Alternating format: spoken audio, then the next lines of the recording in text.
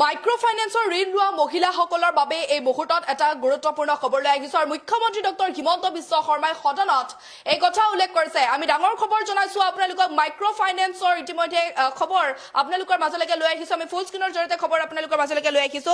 Micro ফাইনেন্সৰ ঋণ লোৱা মহিলাসকলৰ বাবে ডাঙৰ খবৰ। মাইক্ৰ ফাইনেন্সৰ ঋণ লোৱা লাখ লাখ মহিলাৰ বাবে ডাঙৰ খবৰ।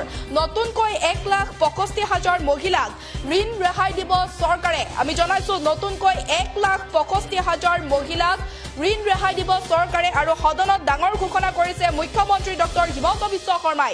মাইক্ৰ ফাইনেন্সৰ ঋণ লোৱা মহিলালৈ মুখ্যমন্ত্ৰীৰ ডাঙৰ ঘোষণা। আমি জনাইছো খবৰ ৰাজ্যক দিয়া প্ৰতিশ্ৰুতি অনুসৰি মাইক্ৰ ফাইনেন্সৰ লোনো এতিয়া ৰেহাই দিছে চৰকাৰে আৰু সদনত মুখ্যমন্ত্ৰী ডক্টৰ হিমন্ত বিশ্ব শৰ্মাই ডাঙৰ ঘোষণা কৰিছে। কংগ্ৰেছে কিয় মাইক্ৰ ফাইনেন্সৰ ঋণ ৰেহাই নিদিলে বুলি ইতিমধ্যে প্ৰশ্ন উত্থাপন কৰিছে সদনৰ মজিয়াত মুখ্যমন্ত্ৰী ডক্টৰ হিমন্ত বিশ্ব শৰ্মাই।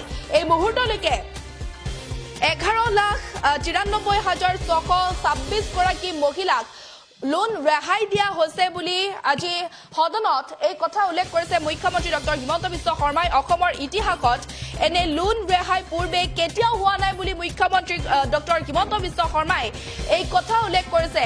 বাজেট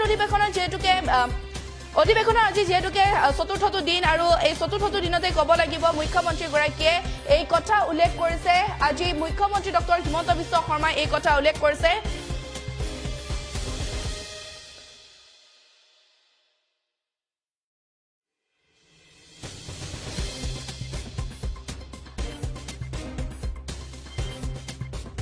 আৰু বিধানসভা অধিৱেশনৰ আজি চতুৰ্থটো দিন আৰু এই চতুৰ্থটো দিনতে মুখ্যমন্ত্ৰী ডক্টৰ হিমন্ত বিশ্ব শৰ্মাই এই কথা উল্লেখ কৰিছে। 2 বছৰত 8 মাহত 11,93,626 গৰাকী মহিলাক লোন ৰেহাই দিয়া হৈছে বুলি মুখ্যমন্ত্ৰীগৰাকীয়ে এই কথা উল্লেখ কৰিছে। নতুনকৈ 1,65,000 মহিলাই ৰেহাই পাব লোন। মুখ্যমন্ত্ৰী ডক্টৰ হিমন্ত বিশ্ব শৰ্মাই এই কথা উল্লেখ কৰিছে। ইয়াৰ বাবে সদনত প্ৰস্তাৱ দিছে বিত্তমন্ত্ৰী অজন্তা নেওগে প্ৰস্তাৱ দিছে বুলি ইতিমধ্যে উল্লেখ কৰিছে। মাইক্ৰ ফাইনেন্সৰ ঋণ লোৱা মহিলালৈ মুখ্যমন্ত্ৰীগৰাকীয়ে ডাঙৰ ঘোষণা কৰিছে। আমি জনাইছো আজি সদনত এই কথা উল্লেখ কৰিছে। ৰাজ্যক দিয়া প্ৰতিশ্ৰুতি অনুসৰি মাইক্ৰ ফাইনেন্সৰ লোনো এতিয়া ৰেহাই দিছে চৰকাৰে। কংগ্ৰেছে কিয় মাইক্ৰ ফাইনেন্সৰ লোন ৰেহাই নিদিলে আৰু এনেধৰণে আচলতে সদনত এই কথা উল্লেখ কৰিছে মুখ্যমন্ত্ৰী ডক্টৰ হিমন্ত বিশ্ব শৰ্মাই। এই মুহূৰ্তলৈকে 11,93,626 গৰাকী মহিলাক লোন ৰেহাই দিয়া হৈছে বুলি মুখ্যমন্ত্ৰীগৰাকীয়ে এই কথা উল্লেখ কৰিছে। অসমৰ ইতিহাসত এনে লোন ৰেহাই পূৰ্বে কেতিয়াও হোৱা নাই বুলি মুখ্যমন্ত্ৰীগৰাকীয়ে এই কথা উল্লেখ কৰিছে। মুখ্যমন্ত্ৰীগৰাকীয়ে কি কৈছিল, সদনৰ মজিয়াত কি কৈছিল, সেয়া আমি আপোনালোকৰ মাজত লৈ আহিছো।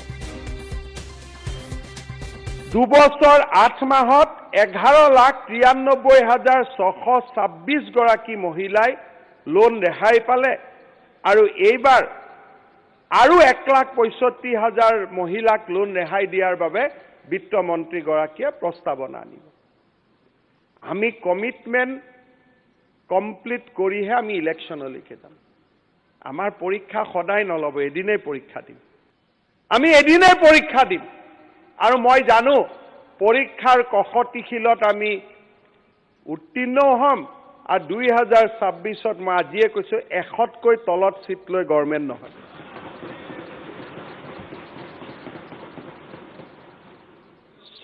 100 পাক্কা। তেণ্ডুলকাৰে চেঞ্চুৰী নামাৰে, আমিও মাৰো। অধ্যক্ষ মহোদয়, মাইক্ৰ ফাইনেন্সৰ লোন ৰেহাইৰ ক্ষেত্ৰত আমি 4টা নীতি অৱলম্বন কৰিছিলোঁ যাতে হাউচে জানে। প্ৰথম আমি সিদ্ধান্ত লৈছিলোঁ যে লোন ৰেহাই দিয়াৰ আগতে যিসকলে লোন নিয়মিতভাৱে ঘূৰাই দি আছে তেওঁলোকক আমি প্ৰেৰণা দিব লাগে, কাৰণ নহ'লে এইটো আনএথিকেল হ'ব যে লোন নিদিয়াসকলক ঘূৰাই দিলোঁ, লোন দিয়াসকলক একো নিদিলোঁ। প্ৰথম বছৰত আমি 25,000 টকালৈকে তেওঁলোকক উদগনি দিলোঁ। দ্বিতীয় বছৰ আমি কি কৰিলোঁ, আমি ক'লোঁ যে যিসকলে মাত্ৰ 3 মাহৰ কাৰণে লোন দিব পৰা নাই, আদাৰৱাইজ তেওঁলোকে দি আছিল, তেওঁলোকক আমি উদগনি জনালোঁ। 3 মাহৰ NPAও আমি দিলোঁ আৰু তেওঁলোকক আমি 15-20,000 টকা কৰি উদগনি দিলোঁ। যোৱা বছৰ আমি 25,000 টকালৈকে লোন লোৱা আই মাতৃ সকলোকে NOC দিলোঁ আৰু এই বছৰ 50,000 টকালৈকে লোন লোৱা সকলক NOC দিম। 27ত 25 চনত ৭৫,০০০লৈকে দিম আমি ২৬লৈকে আমাৰ কমিটমেণ্ট আমি পূৰা কৰি পেলাম আৰু বেংকে কাকো নটিচ নিদিয়ে মাইক্ৰ ফাইনেন্সৰ ঋণ লোৱা মহিলালৈ এনেদৰে আচলতে মুখ্যমন্ত্ৰী ডক্টৰ হিমন্ত বিশ্ব শৰ্মাই আজি সদনত এই কথা উল্লেখ কৰিছে আমি জনাইছো ৰাজ্যক দিয়া ইতিমধ্যে প্ৰতিশ্ৰুতি অনুসৰি মাইক্ৰ ফাইনেন্সৰ লোনো ৰেহাই দিছে এতিয়া চৰকাৰে আৰু কংগ্ৰেছে কিয় মাইক্ৰ ফাইনেন্সৰ লোন ৰেহাই নিদিলে এনেধৰণে আচলতে প্ৰশ্ন উত্থাপন কৰিছে মুখ্যমন্ত্ৰী ডক্টৰ হিমন্ত বিশ্ব শৰ্মাই এই মুহূৰ্তলৈকে 11,93,626 গৰাকী মহিলাক লোন ৰেহাই দিয়া হৈছে বুলি মন্তব্য কৰিছে অসমৰ ইতিহাসত এনে লোন ৰেহাই পূৰ্বে কেতিয়াও হোৱা নাই বুলি ইতিমধ্যে মুখ্যমন্ত্ৰীগৰাকীয়ে এই কথা উল্লেখ কৰিছে আজি সদনত আৰু দুবছৰ 8 মাহত 11,93,626 গৰাকী মহিলাক লোন ৰেহাই দিয়া হৈছে বুলি মুখ্যমন্ত্ৰী ডক্টৰ হিমন্ত বিশ্ব শৰ্মাই এই কথা উল্লেখ কৰিছে নতুনকৈ 1,65,000 মহিলাই ৰেহাই পাব লোন আমি জনাইছো নতুনকৈ 1,65,000 মহিলাই লোন ৰেহাই পাব আৰু ইয়াৰ বাবে সদনত প্ৰস্তাৱ দিছে বিত্তমন্ত্ৰী অজন্তা নেওগে মুখ্যমন্ত্ৰীগৰাকীৰ আৰু কিছু ভাষ্য আছে সেয়া আমি আপোনালোকৰ মাজত লৈ আহিছো ২৭ত 25 চনত ৭৫,০০০লৈকে দিম আমি ২৬লৈকে আমাৰ কমিটমেণ্ট আমি পূৰা কৰি পেলাম আৰু বেংকে কাকো নটিচ নিদিয়ে 1 লাখৰ ওপৰৰ বৰুৱাৰকহে বেংকে নটিচ দিয়ে যি মাইক্ৰ ফাইনেন্স নহয় দে বিকাম MSME যি মাইক্ৰ ফাইনেন্স লোন আছে এই লোনবিলাক কোনো বেংকে নটিচ নিদিয়ে কাৰণ তেওঁলোকৰ লগত চৰকাৰৰ MOU হৈ গৈছে যে আমি পৰ্যায়ক্ৰমে আপোনালোকক দি থাকিম আপোনালোকে আমাক দি থাকিব অধ্যক্ষ মহোদয় এই হাউচৰ কৃতিত্ব অসমৰ অৰুণোদয় এতিয়া জগত জিনিলে কৰ্ণাটকতো অৰুণোদয় মধ্যপ্ৰদেশতো অৰুণোদয়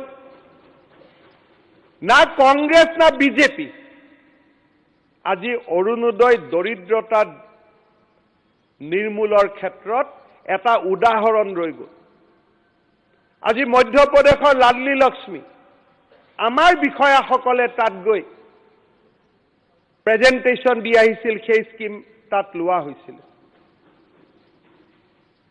কৰ্ণাটকত আজি মহিলাসকলক দিয়া স্কিম ৱেষ্ট বেংগলত মহিলাসকলৰ দিয়া স্কিম অৰুণোদয় অৰুণ যেনেকে আগতে উদয় হয় তেনেকে অৰুণোদয় আগত উদয় হৈছিল এতিয়া সব ভাৰতৰ ষ্টেটে আমাক ফলো কৰিছে এতিয়া আমি নতুন দিগন্তলৈ যাব খুজিছো যে যাৰ ৰেশন কাৰ্ড আছে তেওঁ এটা অৰুণোদয় পাব পাৰে নেকি যাৰ ৰেশন কাৰ্ড আছে তেওঁ প্ৰধানমন্ত্ৰী আৰু মুখ্যমন্ত্ৰীৰ আয়ুষ্মান ভাৰত আয়ুষ্মান অসম পালে এইবাৰ আমি চেষ্টা কৰিম যে লাহে লাহে অৰুণোদয়ক পৰিৱৰ্তন কৰি ৰেশন কাৰ্ডৰ লগত টেগ কৰা